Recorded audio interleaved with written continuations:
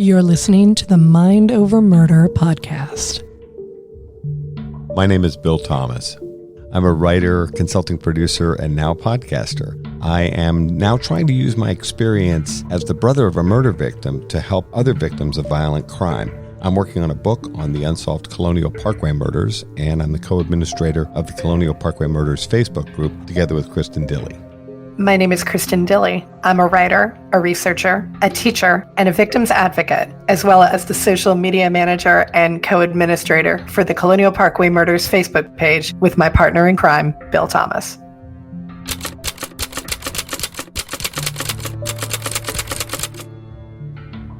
Welcome to Mind Over Murder. I'm Kristin Dilley. And I'm Bill Thomas. We're joined today by Sarah Weinman, author of The Real Lolita and Scoundrel, here to talk to us about her new and upcoming book, Evidence of Things Seen, True Crime in an Era of Reckoning. Sarah, thank you so much for joining us today. Thank you so much for having me. It is such a pleasure to be on with both of you. We are absolutely thrilled to have you. Can you tell us a little bit about your professional and educational background to start us off? Oh, gosh. And the only reason I'm laughing is that I get asked this question a lot, and people are like, did you get an MFA? Did you go to journalism school? And the answer is no to both. Okay. I have a science background. I landed in New York City in 2001 to go to graduate school at John Jay College of Criminal Justice because I legit thought I was going to be a forensic biologist. And I always loved New York City, and it was where I dreamed of living. So imagine I'm in my early 20s, having just graduated college, took a year off, and then, oh yeah, it's time to move to New York. So I moved here in August of 2001, and you can well imagine what the city was like just a little over a month later. But in particular, it was really eye-opening as a student of forensic science, because that program wasn't just geared towards young, fresh out of college graduate students. There were classmates who were working at the Office of Chief Medical Examiner in their forensic biology unit. So they were dealing with handling and processing and analyzing the human remains from the victims of the World Trade Center. Wow. And so I really got to see what it was like for them up close. But also the following summer, I did an internship at the ME's office in their investigations unit. So even though many months had passed, there were still all sorts of lab personnel and people who belonged to what was known as DMORT, which was almost like the first response unit from all across the country, interacting with the medical examiners, interacting with investigators, interacting with them. So there was just like this real tangible sense of there was so much going on, and it was a real nerve center for dealing with the fallout from this unimaginable event. So it was really eye-opening. But to make an extremely protracted and complicated story short, I ultimately realized, even though I graduated, and the graduation rate at the time at John Jay was pretty low, because most people, they essentially use the degree to get jobs as forensic scientists. I got the degree, but I didn't end up getting a job as a forensic scientist. And I realized that there was a mismatch between me and lab work, and that was fine. I was much more interested in people, in cases, in the bigger picture, in storytelling. And at the same time that I was in graduate school, I worked one day a week at a mystery bookshop that is no longer around, but it was in Greenwich Village, called Partners in Crime. And I loved, and I got to meet authors and people in the book business. I felt like I had all sorts of inroads to crime pursuit and journalism and writing and the like. So things led from one thing to the next. I started a blog. That led to some book review assignments. Eventually, that led to journalism assignments, and onward until suddenly here I am, having published 2 nonfiction books. I'm on my second anthology of true crime, in addition to 2 other anthologies that I edited of crime fiction. I'm working on my 3rd book, and I have a number of freelance projects in the pipeline. So it's not a career path that I think anybody could replicate, but it's very much my own individual idiosyncratic journey. And it's not unfair to say that 9/11 led you to step away from your original career path? I don't think I would make that direct link per se. Like I strongly believe correlation is not causality, but I am sure that the aftermath of that event was a significant influence one way or the other. But it's entirely possible that I could have gone the other way and chosen to stay in the field of forensic science, I was just bad at lab work. So if you're bad at something and you're trying to apply for jobs and getting to the interview stage and then nobody is biting, the problem is you, or in my case, me. So I had to take a step back and sort through that and go, what do I actually really want here? I had always liked writing and I was always good at it. But most of all, I love to read. And the truth is that if I had to choose between reading and writing, I would always choose reading, which is why I'm amazed and thrilled that I essentially have the best of all worlds here, that I'm being paid to. What a privilege. What a life. I still marvel at it. So you'd mentioned your two previous books, both of which I've read and love. You've got The Real Lolita, and then you have Scoundrel, which came out most recently. Tell us a little bit about those, and then how did those fall into your lap? Because they're very unique and interesting cases that I was unaware of until I read your books about them. So how did those fall into your lap? So first, I should preface that by saying that I deliberately seek out crime stories that almost no one has heard of. And part of that is wanting to stand out and be distinctive, but also because I do have this driving force of there are so many stories that have been overlooked and neglected and need to be told. And especially those involving women and girls tend to be subsumed, or specific type of women and girls tend to be subsumed. So as a result, there are certain cases, and I'll give some contemporary examples, that as soon as many media outlets descend upon them, I almost immediately lose major interest. I was following the Gabby Petito case, and I'm interested in that as a phenomenon of how social media moves things along and creates this template for people assuming that they can be amateur sleuths. But so many people were writing about it that I felt like I didn't have anything. I mean, there was so much coverage, and I get it. It's a ridiculous and rich and layered story of Southern Gothic at the most fever pitch, maybe in recent memory. Once you see just how many people are covering the trial, it's what's my angle here? So I think that excavating stories, and I'm particularly interested in crime stories of the mid-20th century because it's a real challenge. You're trying to track down primary sources and people essentially near the end of their lives, and it becomes a challenge of, am I going to reach them before it's too late? With The Real Lolita and Scoundrel, both of them did start in what I have characterized as internet rabbit holes because I'm a child of the internet. How else am I going to find story ideas? Granted, I have more sophisticated means of finding those rabbit holes. It's not just Wikipedia, it's often newspaper databases, but that still counts. So with what became The Real Lolita, first as the magazine piece and then the book, I had read Lolita as a teen, hadn't really thought that deeply about it thereafter, but then I stumbled across this 2005 article in the Times Literary Supplement by a Nabokov scholar called What Happened to Sally Horner, and it described how this kidnapping of this 11-year-old girl in Camden, New Jersey was explicitly referenced in Lolita, and here was some of the details about it. And I thought, has anyone reported this out as a magazine story? And that is what set me on that path. So the piece published with a Canadian outlet called Hazlitt in November of 2014. And even as I was reporting on it, I knew that I wasn't done. There was still so much for me to investigate, not just about Sally Horner specifically, though there were people I wanted to find and loose ends I wanted to tie up as I tried to excavate her extremely short and tragic life. But I also wanted to ask deeper questions of what responsibility we have when we consume art that is built on other people's trauma and pain. So that was like the main sort of philosophical question of how does life and art relate to one another? And it doesn't mean that I want people not to do that. It's just that how do you do it in a responsible manner, or how do you do it in a manner that produces a great work of art like Lolita, which I absolutely believe in will stand by forever. But if people want to read my book and essentially call out Nabokov for what he did, that's their opinion and they're free to do. It isn't necessarily mine, but once you have a book out in the world, people are free to interpret as they see fit. And I, as the author, cannot control that anymore, nor frankly should I.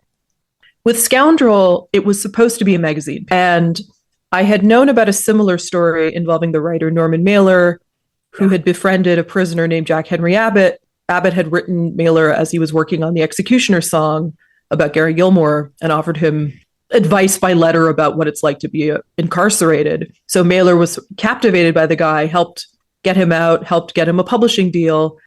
On the very day that Abbott's book, In the Belly of the Beast, received a rave review from the New York Times, he was getting arrested for killing a man in a bar fight and would spend the rest of his life in prison. And so that was a story I knew well and had for a long time. But then when I read about a similar story involving the conservative pundit and National Review founder William F. Buckley and his advocacy and friendship with Edgar Smith, who was incarcerated on New Jersey's death row for the murder of a teenage girl, again, I asked myself, why didn't we know more about this? And I want to know more.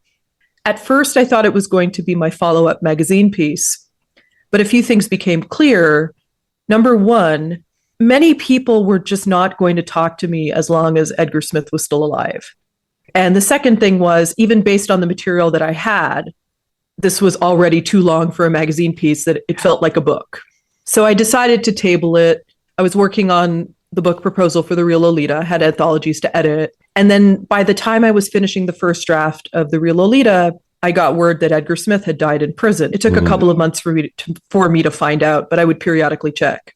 As any journalist knows, you can't libel the dead. So it just freed up a lot of people to talk who had never felt comfortable sharing their story with anyone, let alone me. And it also meant that additional material suddenly became more available. It took a while before I was allowed to make use of Buckley's archives, which are at Yale and New Haven. And also what sort of solidified Scoundrel as a book was finding a different archive at Columbia University. So all these confluence of finding things and waiting for the main guy to die and for people to talk to me and realizing that there was so much material, which I had not had the luxury of with The Real Lolita, because there I really had to mine every little information and put that all in the book. With Scoundrel, it was, I am drowning in information and I have to pare it back and not let the narrative bog down too much, which is also why having editors and fact checkers are super important and necessary. Scoundrel was absolutely astonishing. It was one of those books that I just could not put down because it's like you said, it's such a crazy story. How have we not heard the story before? So I really enjoyed digging into that. Thank you. So let's get into this new wonderful anthology that you have coming out. And we're unfortunately going to tantalize our readers a lot by talking to you now, but the book isn't out until July. It just means you'll have to put up all the pre-order links at every possible retailer possible. There you go. Pre-sales. 100%. Authors really depend on pre-sales even more than ever. So I don't think there's any downside in producing this podcast now as opposed to waiting. So the new anthology is called Evidence of Things Seen, and the subtitle, which Bill and I were very interested in, is True Crime in an Era of Reckoning. So what are the issues surrounding the crime and justice system and the true crime space that we all work in that we need to reckon with right this second? So before I answer that, I'll just backtrack and explain why I worked on Unspeakable Acts, which was the anthology that was published in the summer of 2020. Yes. And the central question I was asking with that anthology was, what was true crime like in the aftermath of the first season of Serial? Had it changed? What were the pressing issues? What were the main narratives that we wanted to focus on? And that anthology, in its third section, I wanted to consider more systemic issues and interrogate what topics are true crime. So that anthology they're all pieces that were previously published, which was, again, by design, because it's essentially a compendium of pieces that have really stood out. And also because many years ago, there was a series called Best American Crime Reporting, which collected the year's best in true crime writing. That series was eventually put on ice. And I didn't want to revive it as an annual because I felt like I have other projects in the pipeline, and I just wanted the anthologies to stand out a little bit. But even working on Unspeakable Acts, I was hoping that there would be at least one more. The third part in Unspeakable Acts pieces included Jason Fagoni's What Bullets Do to Bodies, which unfortunately, every time there is a major mass shooting, that piece gets circulated again and again because we really need to understand what it is that happens when people kill en masse and the actual physical damage to bodies that emergency room doctors in particular are seeing, but the public aren't.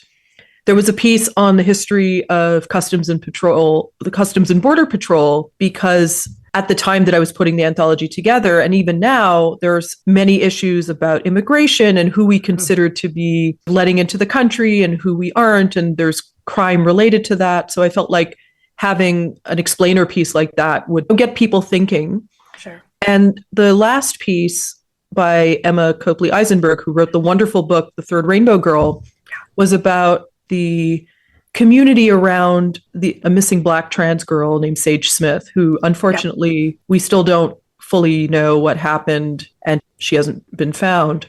That piece struck such a powerful chord, and I think really paved the way for additional thoughtful, empathetic, systemic focused true crime writing. So that's all a big preamble for my conception of evidence of things seen, which was the sort of underlying subtitle was, or the argument was, how has true crime changed in the last few years when we have been dealing with an ongoing pandemic in the aftermath of racial justice protests owing to the murder of George Floyd and Breonna Taylor and so many people that I can't even begin to list how many people have been killed by police. And also just economic anxiety. There's a piece in there by Michael Hobbs from right before the pandemic about white collar crime and why nobody ever gets caught. And I feel like that's even more relevant now with all these bank runs as I speak to you today. And the fact that most likely no one is going to get punished for it. It's just creating greater inequality and greater resentment. So I wanted pieces that kind of reflected the ongoing societal turmoil, but I also didn't want to publish a piece necessarily about the pandemic and true crime, because I feel like suggesting my way around it was a much more effective tactic. And so I wanted to pick pieces that, again, were narratively rich, struck a particular chord, made people think, ask certain questions. And also there's a callback in the title. It's called Evidence of Things Seen, which relates to James Baldwin's great late work, The Evidence of Things Not Seen, which is ostensibly about the Atlanta child murders, but is really about so much more. It baffled people at the time that it was published. They didn't know what to do with it. And I think in the last few years, it has really become recognized as a major work, period, but also a major foundational text of modern true crime, because it's Baldwin. He's just such a phenomenal writer. But the reason I took out unseen and said seen is that we're grappling with things that are there right in plain sight, even if we don't want to look and we want to look away and we want to ignore and pretend that they're not happening. But it doesn't matter how much you pretend, all of these systemic issues and societal problems that lead to crime, they're not going away. We'd have to both agree. And for what it's worth, actually, we've covered the Sage Smith case on our podcast, Mind Over Murder. But what is it about the subhead then, true crime in an era of reckoning? What is it you think we're reckoning with? I think we're reckoning with so much. There's a reason why the first subhead is called What We Reckon With. We are reckoning with how we are telling true crime stories. We're reckoning with who gets to be at the center of these narratives. We're reckoning with just how many people have been wrongfully convicted, wrongfully incarcerated, have had trials that have been conducted shamefully, who have endured interrogations that lead to false confessions. And I think if we start to pull the thread, we realize that the underpinning of our criminal legal system, and I have also started moving towards that phrase as opposed to criminal justice system, because increasingly, I don't think it's possible to gain justice from the legal system. So it's also reckoning with that, of so many people want or think they want closure. It sounds appealing. It's also impossible. And I don't know how you can expect anyone who is a victim of the crime, and I know, Bill, obviously your story, I don't see how you can function in thinking there will be closure even if you get additional developments. How can there be that? But also grappling with what that means existentially and emotionally is really important. To answer your question briefly, there will be no closure, and Kristin and I talk about this frequently. with the Colonial Parkway Murders, my sister Kathy's case, and many others. Most of us who've experienced this kind of loss feel very strongly that there is and never will be any closure. Respectfully, I think it's a cliche, mostly thrown around by people who haven't experienced what we've experienced. I'm not judging them, and I understand that everyone's experience is different. Even the 8 families in the Colonial Parkway Murders, our reactions to things have been sometimes markedly different.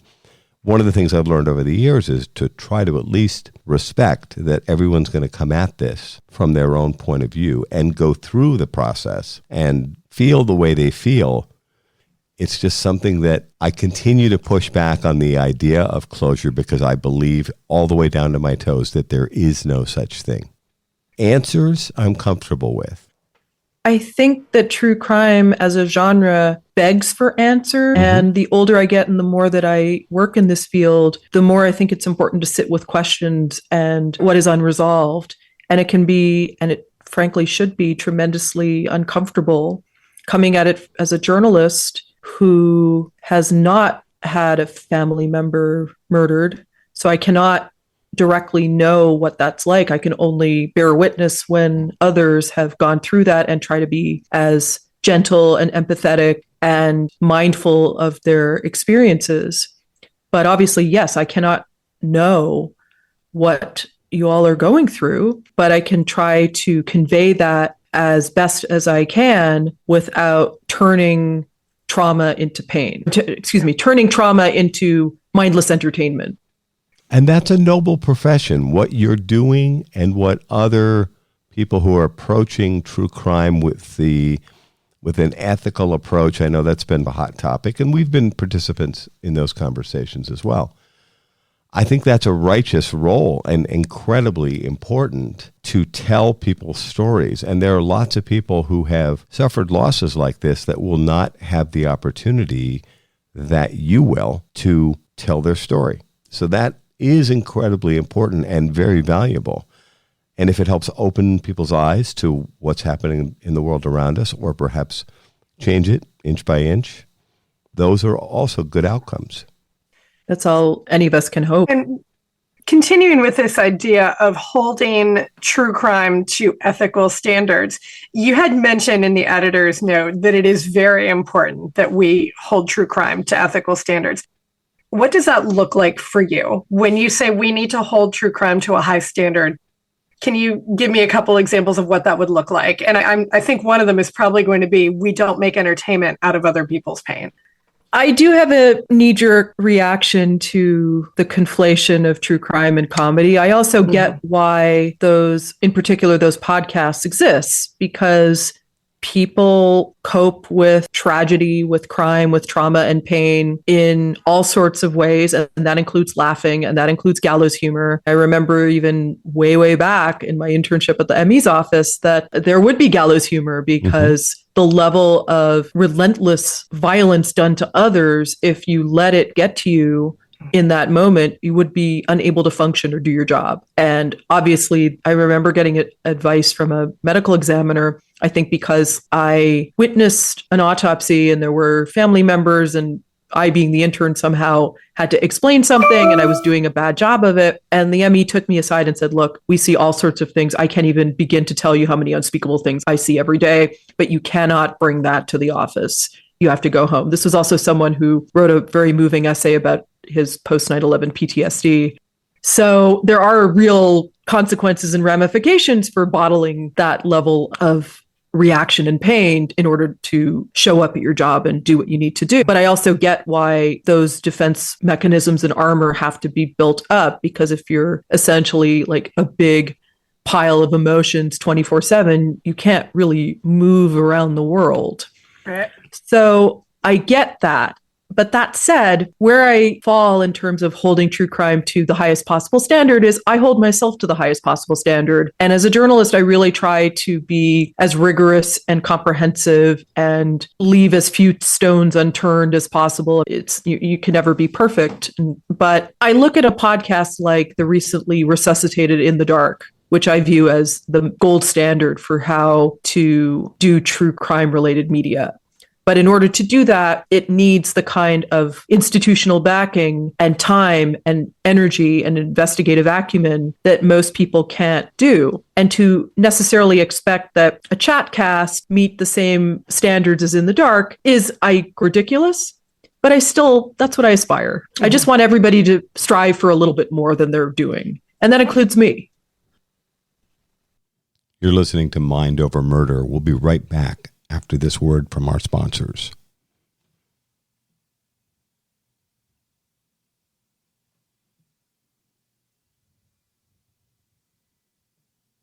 We're back here at Mind Over Murder. I was thrilled when I picked up my review copy and I saw that you'd had Rabia write an introduction for this. Why is she the best choice to have written the introduction for this volume? Rabia wears so many different hats. She's an attorney, she's an advocate, she's a writer, she's a podcaster. And I think also getting her to write the introduction was a continuation of a conversation that she and I had on a podcast called The Argument, which is one of the New York Times opinion podcasts hosted by Jane Coaston. One of the producers had reached out to both of us essentially to debate the ethics of true crime. And what we realized is that we weren't really totally dissimilar in our approaches. Right. We just had very nuanced differences. And it was such a fun and illuminating conversation. And I think we both really enjoyed it. And we knew who we were both. We had mutuals and we knew who each other was, but we hadn't really just interacted in a concerted way.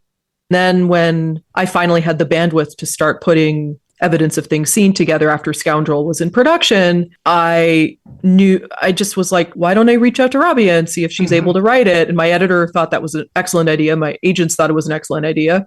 I emailed her and she said yes. And she wrote this wonderful introduction, which I think gets at a lot of the issues that we've already been speaking about. It really does. And she does argue in her intro that true crime media has become the most powerful advocacy tool available. And of course, we tend to agree with that as well, seeing as how we're running a podcast. What are some of the standout examples for you of cases that have benefited from having a spotlight shined on them via podcast or documentary? I think the most prominent example has to be the second season of In the Dark, which was about the case of Curtis Flowers, who had been tried 6 times for a crime he didn't commit. And ultimately, that last conviction was overturned by the Supreme Court, and he is now out of prison. And maybe the prosecutor will maybe the law enforcement will finally figure out who actually did it. But at least Curtis Flowers doesn't have to be in prison anymore. And that really is a testament to the tremendous work that Madeleine Barron and her team at In the Dark, just the relentless doggedness of it was just outstanding and astonishing. That's not the only example. I think there's a recent one where Elwood Jones, who is the subject of season 4 of Accused by Amber Hunt, who also does a wonderful history podcast called Crimes of the Centuries. It's just wonderful storytelling. His conviction has also been, I believe, overturned, or at least he's going to get a new trial. I think there's real credible evidence for someone else having committed the crime. And then 2 other examples. One is the podcast In Your Own Backyard, which was about the disappearance of Kristin Smart, where everybody knew who did it. I remember learning about that case almost as it happened. And it was the prime suspect was named and his behavior was suspicious. And I think it was just a matter of why didn't police gather enough evidence? What was happening here? And that podcast really lit a fire under everybody. And next thing you know, Flores is convicted and his father is an accessory. And now there will finally be some degree of, culmination. And again, I don't want to say closure. I don't want to say justice, but there is at least a punctuation point that Smart's family can have. Yeah. And then last but not least, what's happened with Adnan Syed, which is, of course, the case that Rabia Chaudry brought to Sarah Koenig, leading to the first season of Serial and the tremendous true crime boom thereafter. And the fact that Chaudry didn't give up, that she started her own podcast with Susan Simpson and Colin Miller, that she was not only shining a light on the inconsistencies in the case against Adnan, but in so many others. I think there are at least 12.5, if not more, individuals whose convictions have been overturned and have now been freed from prison, which is just it blows my mind. Yeah. So just the work that she and her colleagues have done, and the fact that Baltimore County finally listened and did their own investigation and confirmed many of the things that they had already found, and that there were Brady violations, that there was evidence that should have been introduced in the original trials, and that now he is free and he's speaking and is able to go forward with his life, though I don't think he can ever really fully go on with it, if you understand the distinction. Yeah. Spend that much time in prison, it marks you forever. And that's just indisputable. I'm also hoping that the Bone Valley podcast done by my friend Gilbert King will lead to some major change. I mean, that story is so infuriating about Leo Schofield, and the fact that there is another suspect who confessed and the evidence is pointing against him, and still Florida law enforcement is not doing a damn thing. And by the way, I was telling Bill right before we started, the list that you put at the end of all of the different true crime media that we need to be reading, I love it because it gives me all sorts of stuff. Just when I think I've read everything, I looked at the list and I'm like, oh no, haven't even started. This is great. I'm sure there was so much I left out, but I was trying to, with Unspeakable Acts, just offer a list of books and articles and podcasts and film and television that might belong on your bookshelf or might belong in your library of whatever multimedia format you want, because there is such a rich trove of true crime related stuff. And obviously an anthology can only reprint so many articles.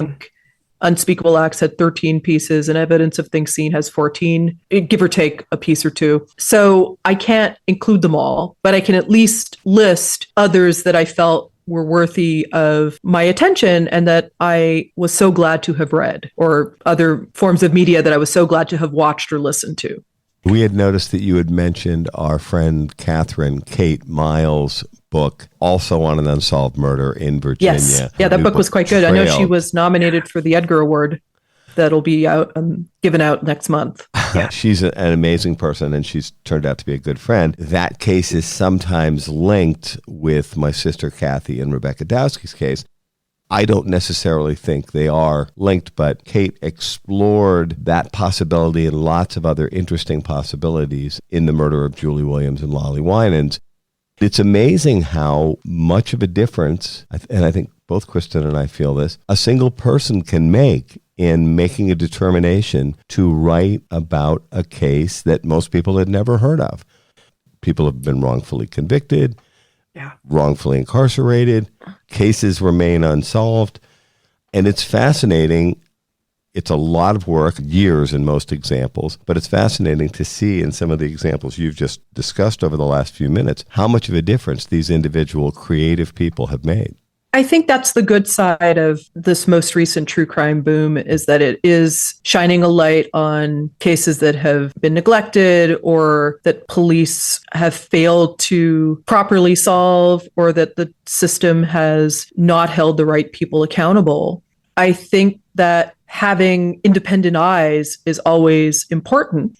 Of course, the flip side can be, which we do see a lot, is where people go on the internet and cast themselves as amateur sleuths who can solve the case and know better. And that can lead to just behaving in ways that could jeopardize a future case, where they're reaching out to potential suspects, where they're naming people as potential suspects and opening themselves up for defamation suits, where they're not focused on, hey, here are interesting inconsistencies, these need to be pointed out.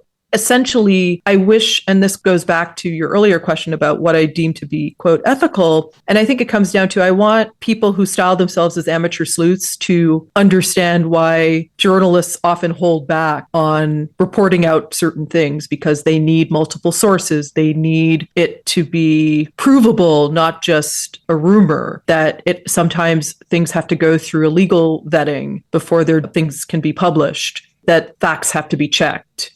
That you can't just go out and say, oh, I think this person did it, and here's why. Because maybe there are actual family members who are reading a Reddit thread and are seeing their loved one be named as a suspect. And what harm are you unwittingly causing?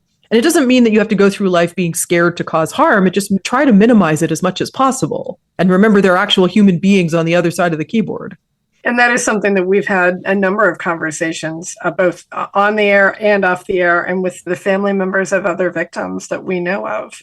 I'm curious if you think, are there some narratives in the true crime space that you'd like to see either set aside or just taken out of the spotlight to make room for others? So I guess, for example, is it time to stop talking about Charles Manson and Ted Bundy? Is it time to move on to other things? I feel like we reached the apex of Ted Bundy related material with the piece that I reprinted in Unspeakable Acts by my friend Sarah Marshall, which was this 12,000 word or so essay in The Believer that just went through every possible permutation and combination in terms of how to talk about this case, and just revealing again and again that this is not some mastermind and some glamorous, handsome killer. He was a big mess and a compulsive killer, and not really worth spending that much time on, let alone creating so much media, now including a fictional movie, including several documentaries, including one that was just him talking. And I feel like that kind of we must hear from the killer idea, I'm just not into it.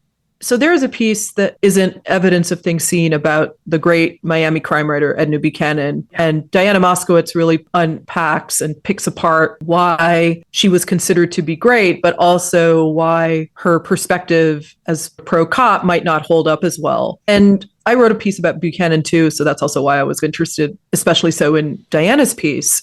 There is one book by Buchanan that I will not read, which is her first one. It is out of print. I don't think it will ever come back into print. It's called Carr, the Mind of a Serial Killer. It's about this actually forgotten serial killer in the 70s from Florida. He really heinous stuff. And he killed children, he killed women. And Buchanan decided that she would spend hundreds of hours with him, getting him to tell everything about his crimes, because she felt like it would be illuminating for the public to know what such a person was like. That's the kind of thing you could do in 1976 before serial killers essentially became a fictional gold mine, starting really with Thomas Harris and Red Dragon. In 2023, I just don't think you can do that sort of thing anymore. It's like giving open air to white supremacists. I really feel like it functions in the same way, that you're not actually contributing to discourse. You're only creating additional harm. And that's why I wrote Scoundrel the way that I did. Edgar Smith was the least interesting person in the book, and he caused so much harm. And it was much more intriguing and important to me to give the space to the women and girls that he harmed, and also to understand, or try to understand, why so many people fell under his spell and were convinced of his innocence. So I feel like works of art that invert the usual things, that instead of putting all the spotlight on a serial killer, they put a spotlight on his victims and the women in his life. So I'm thinking of Dania Kukavka's Notes on an Execution, which was my favorite crime novel of last year, because I just felt like it really interrogated why we love true crime, but also had such a rich prose style and wonderful characters. And I just thought what she was trying to accomplish, she succeeded at brilliantly. And I think that there are already more crime novels too that are really interrogating what true crime is supposed to be for and for whom, and who also gets left out of those conversations. Very refreshing to hear you talk about that balance that you think may have been missing in true crime journalism and reporting, in that the focus seemed to be on the killers, and even the way we reference cases by the names of the serial killers. It is, I think, important to shift the focus back to the victims and those that we've lost, because it just seems so profoundly disturbing that the fascinating characters in these stories, I'll put air quotes around that, seem to be the killers and not the people that they've taken from us. I still don't really know why there's a scripted series about Jeffrey Dahmer, especially one that didn't really reach out to the family members of his victims and essentially blindsided them. I don't really know what that series is for. Is it to glamorize him? Is it to turn him into a TikTok sensation? It's very strange to me. So I do also think that, unfortunately, we may see more of that because it sells, and Hollywood is a business, and exploring things in a more nuanced way doesn't always bring in the money. So I would like to be optimistic about the trajectory of true crime, and I am to some degree. But I'm also enough of a pragmatist to know how capitalism works, that I don't think that these more complex and ambivalent approaches are what we're going to see more of. Asking you to choose a favorite essay out of here is probably like asking you to choose a favorite child. Are there maybe one or two that you're just like, you're so inordinately fond of? Because I can name a couple that I really liked, but I'd love to hear the ones that you were most fond of. I'll tell you which ones. I was happy to reprint all of them. Yeah. But I was so thrilled that I was able to reprint Brandy Morin's piece that had been in National Geographic about missing and murdered Indigenous women in Northern California. Because we hear more about missing and murdered Indigenous women, but not so much in that geographical part of the country. And Morin is a wonderful writer based in Canada who has done a lot of excellent journalism and advocacy. I just felt so excited reading this piece, just going, this is exactly the kind of journalism that we need. It was similar to my thoughts when I first listened to Connie Walker's podcasts, first with the CBC and then with Gimlet. The 2 seasons of Stolen in particular are standouts. And I just think that people who are part of the communities that they report on, what they bring is so invaluable that I think we can all learn so much from that. So Brandy's piece, I think because I found it late in the process, that's the one that kind of sticks with me. I'm just so happy to have everybody that's in there. Yeah. It's like Michael Hobbs and Amanda Knox and R.F. Yuryevik's piece on true crime junkies and how they unmasked a grifter it really got at a lot of the issues that I think we've already been discussing, but America's fascination with grifting in general. And I wanted a piece that had a little bit of that too. Yeah, I could go on. I know I mentioned Diana's piece. Lara Bazelon's piece on David Simon, I think, really asked some tough questions, not just about Simon, but also just about the Baltimore police and how they have shamefully conducted themselves. Yeah. Well, having covered several different cases that involve the Baltimore police, both city and county, personal opinion, so far I've been pretty underwhelmed. I hope things get better for the people of Baltimore County and city because their law enforcement agencies have not really been doing the job. Yeah, I don't have any solutions for this. It's similar to what I see here in New York with the NYPD, and not just in Manhattan, but I think a lot about what's happening in Brooklyn and Queens with some of the police officers and detectives that have really conducted themselves in absolutely shameful ways. You would think that whatever reform could change that, but it just seems to be stuck. And I get why the call to defund police and to put more resources into mental health and community-based, essentially taking care of people. I think those are really important things.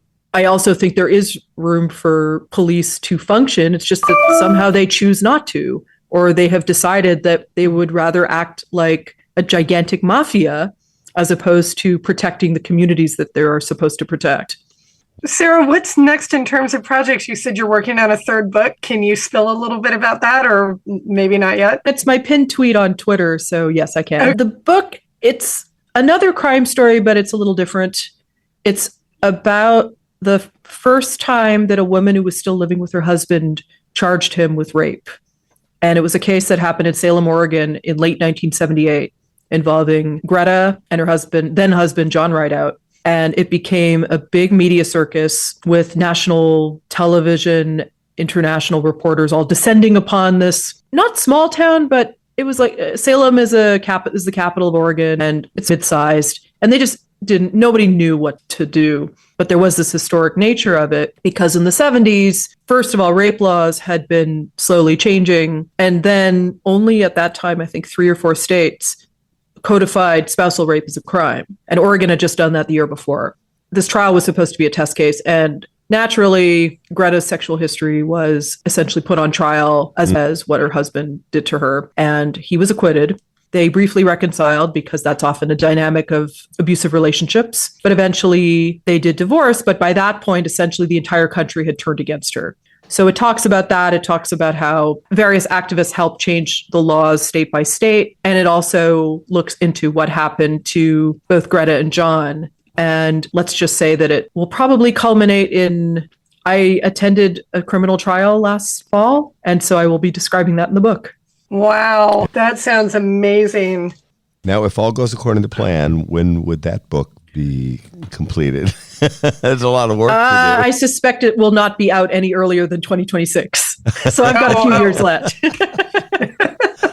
Wow. Sarah, this has been amazing. Thank you so much for joining us and for telling us about all your wonderful books. So the new book is Evidence of Things Seen, True Crime in an Era of Reckoning, and that will be out in July? That's right. July. All right. And we will make sure that we put links in our show notes and just promote the heck out of it. Thank you. I so enjoyed speaking with you both, and thanks so much for taking the time. Oh, it is our absolute pleasure. Thank you for making the time to hang out with us for a little bit. That is going to do it for this episode of Mind Over Murder. Thanks so much for listening. We'll see you next time.